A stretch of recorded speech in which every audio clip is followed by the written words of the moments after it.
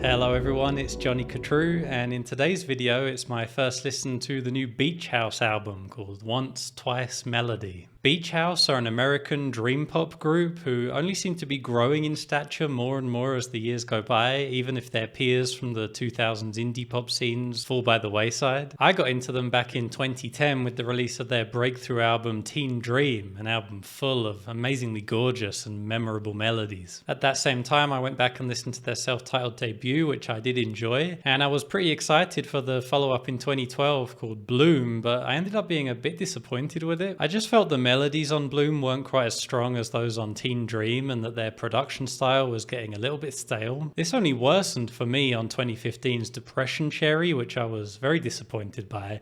But 2018's Seven was a major comeback for me. The more layered production and shoegaze elements they incorporated into Seven were exactly what Beach House needed to reinvigorate their sound, in my opinion. And the slightly darker melodies on that album were also very welcome. So I was pretty hyped for this next Beach House album that promised to be even more ambitious than Seven. They opted to release this mammoth 90-minute album over the course of several months as 4 separate chapters. I did listen to chapter 1 on its release day back in November, I think it was, and I really enjoyed it, but I haven't heard it since, and I decided to skip over all the other chapters to listen to the full album on release day. So here we are, that day has come. The rest of this video will be highlights from my live stream over on Twitch where I listened to the new album in full for the first time. And you can follow me over there on Twitch if you'd like to join us for listening parties in the future. So do me a favor and click the like button on this video and let's get into the album. Starting things off with the title track. This is called Once, Twice, Melody.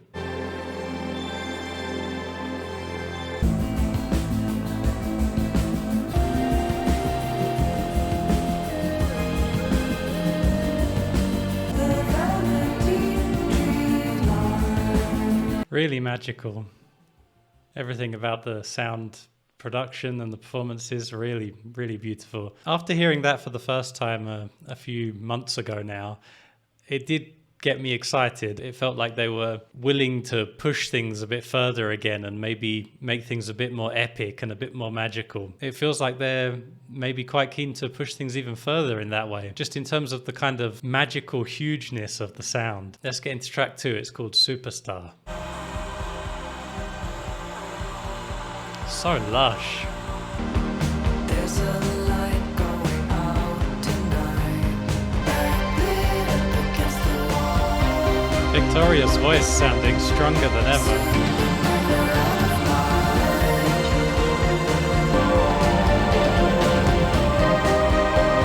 What a great ending. I love how that song builds towards the end there in the last minute or two. I do have one kind of major issue with that song for the most part, which is that rhythmically I find it a bit dull. You know, that kind of plodding mid-tempo rock rhythm is just a bit boring to me. Luckily, pretty much everything they layer on top of it is beautiful, especially Victoria's vocals, which are so strong. And the way that they layer all the harmonies, and it's like they sample her voice. That's how it feels to me. And you get like flourishes of it here and here. Yeah, it sounds wonderful.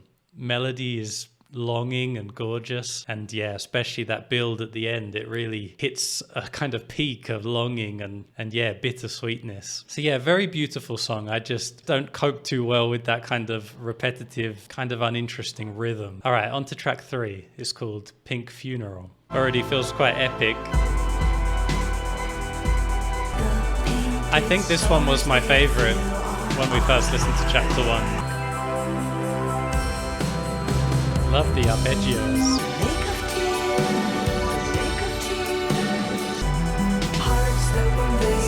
The bass. Beautiful. Wow, yeah, I can definitely see why that song appealed to me so much on the first listen as well. Yeah, that's a beautifully magical song. It's got this kind of fantasy, cinematic fantasy vibe to it that really appeals to me. Melodically, it just really does it for me. There's almost like a Disney magic kind of flourish all over it. Yeah, I love that one. So here comes the last track of chapter 1, track 4, and it's called Through Me. Something reminds me. Oh.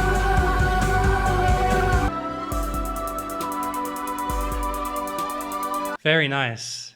Yeah, I have to say, I do prefer Pink Funeral over that one, but still very beautiful. And the vocal melodies are probably the highlight for me. There's something, again, magical in the melodies that it reminds me of certain acts that I loved back in the 2000s, like Mew and Goldfrapp. It's just that kind of, as I say, like fantastical kind of melody over a dream pop kind of background. I'm hoping there's going to be more experiments in sound as we go on in the album, because although I do really like pretty much all of what they did on chapter 1 there, it does kind of feel like it's all quite homogenous. So I'm hoping they expand a bit more, since it's so much music that we're going to be listening to. Time to get into stuff I haven't heard ever at all. Getting into chapter 2, and the first track on it is called Runaway. This already seems quite different.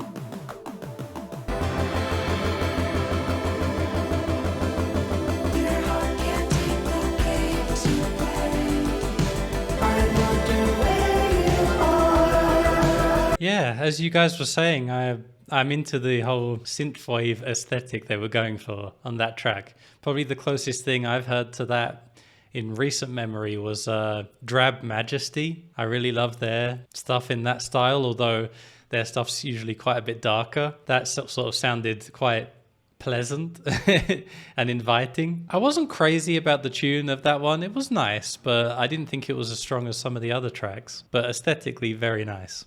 Maybe the tune will need to grow on me a bit. Let's get into track 2 of chapter 2. This is called ESP.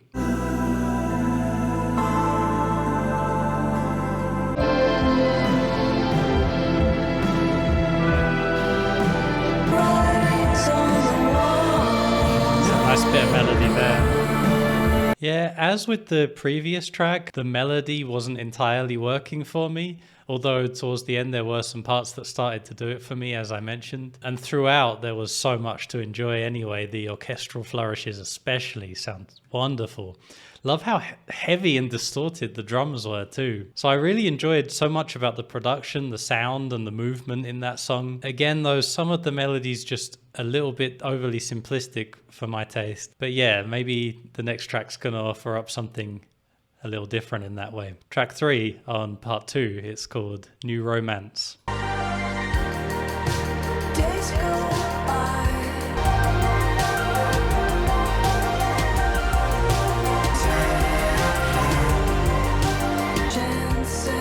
Yeah, this sounds really good.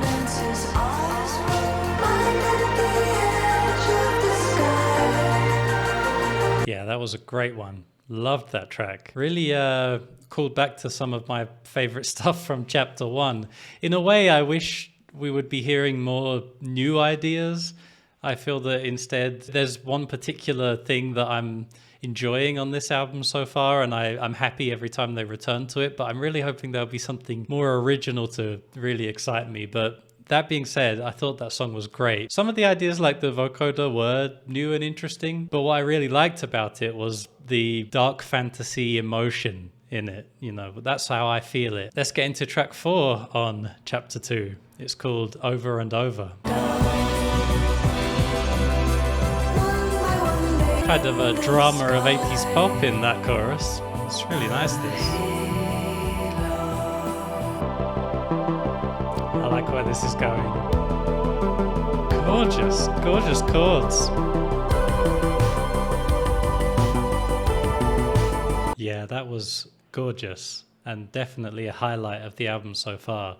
Really makes for a great closing to chapter 2, that's for sure. I absolutely adored the chord sequences in that song.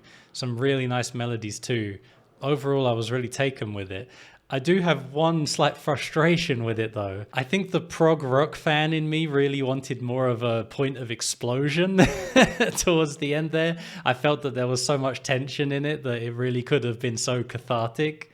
Instead, it went for this kind of 80s influenced synthwave kind of vibe. It sounded lovely, but yeah, I was pining for something a bit more explosive. Maybe Beach House feel that would be too vulgar, and that's fair enough if they feel that. They tend to go for more subtlety, you know, and it did work. Track 1 on chapter 3 is called Sunset.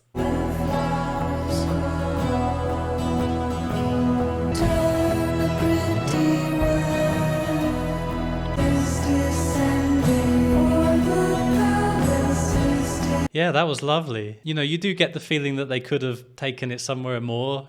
They could have taken it further, but still a wonderful atmosphere. And yeah, I really enjoyed the comparison Al made to Yes, because I do feel that now. The as I put it, the kind of mystical folk kind of approach, almost that kind of new age glory. Into track 2, it's called Only You Know.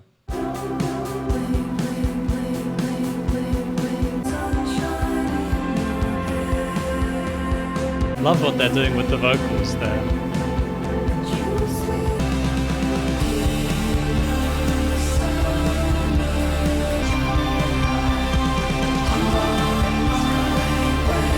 Nice. So I kind of got my wish with that track in that they finally allowed things to get kind of big. And yeah, that definitely manifested in a lot more shoegaze influence, like what we heard a lot more of on their last album, 7, which was something I loved about 7, and I loved it again here. Yeah, really nice tune, and it had a bit of impact.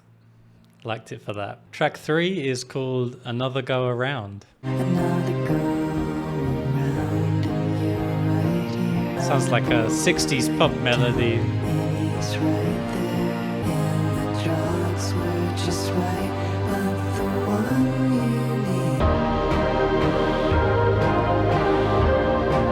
There was something in the melodies of that one that made me think of, I said 60s pop, but I couldn't quite put my finger on exactly what it was reminding me of. I feel like it was like some kind of country pop thing from the 70s or something. But they put it into this context that was like this kind of really layered and thick synth sound. I found it quite pleasant, but nothing too incredible. All right, track 4 is called Masquerade.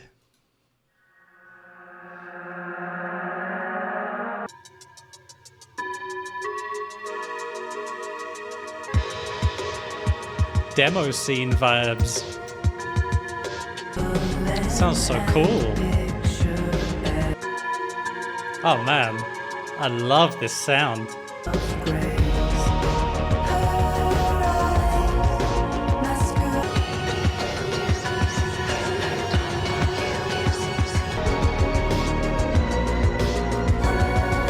Yeah, that was a great one. Really enjoyed that track. And yeah, it did feel like we went from pleasant throwback on Another Go Around to something much darker and much more unique for Beach House on Masquerade. I was reminded of, like I said at the start, kind of 90s demo scene, underground electronic production sounds. But I think for me, Rob nailed it with the Depeche Mode comparison. I definitely felt that, you know, the backing track of that song easily could appear on something like Violator, which I love. And I really enjoyed how dark the production of that track was, and it was memorable too. Really nice. Last track on chapter 3, it's called Illusion of Forever.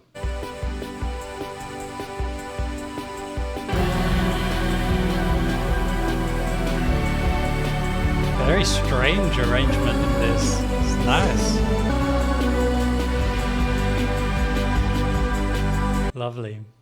I'm so glad I got around to seeing Twin Peaks last year, because otherwise I would have no idea what you guys were talking about. But yeah, it would fit perfectly in Twin Peaks, that kind of sound. And that song was one of the cooler examples of it. I really liked the production and the way that they placed all the sounds in that song in the stereo field. It was really different. And yeah, just the dreamy nature of it all is really working for me. This whole new album is it's working for me. I like it. I think I was expecting a bigger change, when I think that actually this album feels like a fairly logical follow-up to 7 in many ways, but still loads of great new ideas and really nice melodies for the most part. So we're on the final chapter, chapter 4. So let's get into it with track 1 of chapter 4, which is called Finale.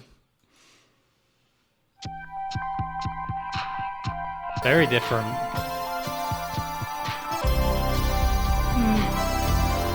I wish it could have kept that strange atmosphere for a bit longer.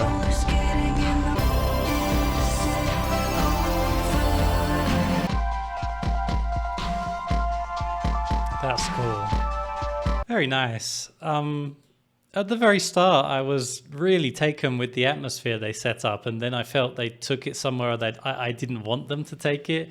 It became a lot more sugary. That being said, as it went on, the melodies did start to grow on me. It was just that lead synth line I wasn't too sure about even by the end. It's just, yeah, a little bit too syrupy, I felt, but yeah, maybe it'll grow on me. I definitely got thrown by the darker sound it began with, and then the extremely sugary sound it immediately jumped into after that. Track 2 is called The Bells. I can't live without you. I'll be This song's losing me a bit. one day the superstar. It's got some nice bits like that one. For me, the simplicity of the tune next to the huge lush arrangements, it reminds me of the Carpenters. And I do like the Carpenters. I mean, they're not like this amazing album group, but some of their singles are just gorgeous. And, you know, I feel a bit of that. I think I've felt that a few times across this album, that kind of, I don't know, I want to say 70s easy listening kind of feeling in the songwriting. But yeah, I did feel on that song it lapsed a little bit into boring a couple moments, especially in some of the verses, but the chorus melody was nice. I did like it. Track 3 is called Hurts to Love. Hurts to love you.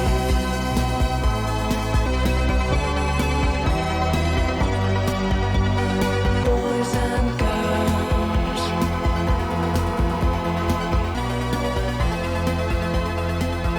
That melody on the keyboard rubs me the wrong way. Yeah, kind of unfortunate that I felt The Bells was a weaker song for me, and I also felt that one was another weaker song. It's making the album sag a bit here towards the end, because for me it sounded pretty nice. There were some nice builds, and I liked the chords kind of washing over the sound, but the actual tune was okay. Track 4 is called Many Nights.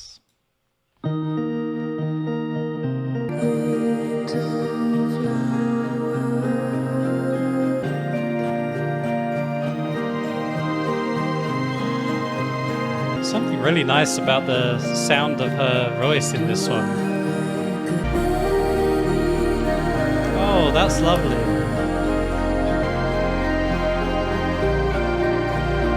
Yeah, that was really nice. What a wonderful build. Yeah, I was really moved by it. And the melody as well, very memorable and very pleasant. Simple, but effective. And yeah, the payoff was Victoria taking her voice up an octave, which it worked. It sounded really nice. We're on the last song, the last track of chapter 4. It's called Modern Love Stories.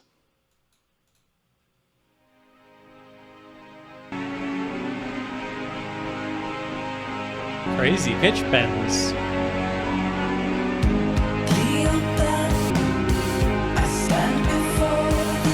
Very interesting chord changes.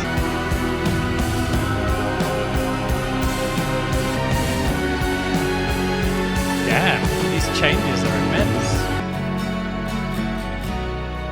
Holy shit.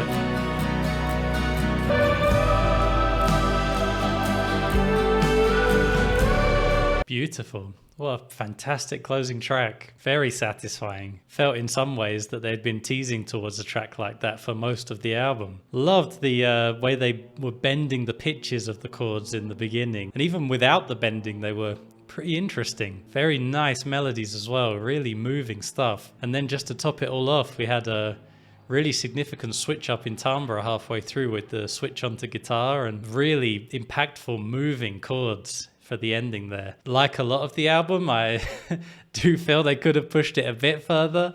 There could have been a bit more of an impact for that ending, but still what they did was gorgeous. And that track ended up being one of my favorites actually on the whole album. I did like this album. I feel that they covered a lot of ground and did a lot of what I really love them for, you know, really moving tunes and lush arrangements with a lot of melancholy and a lot of bittersweetness that is very appealing. That being said, it does have that double album curse where it feels like things are a little bit too drawn out at times. And I guess I was hoping for more variety, even though they did deliver, I would say, enough variety to make it work on the whole. I feel that for it to be really something special, I would have liked a bit more.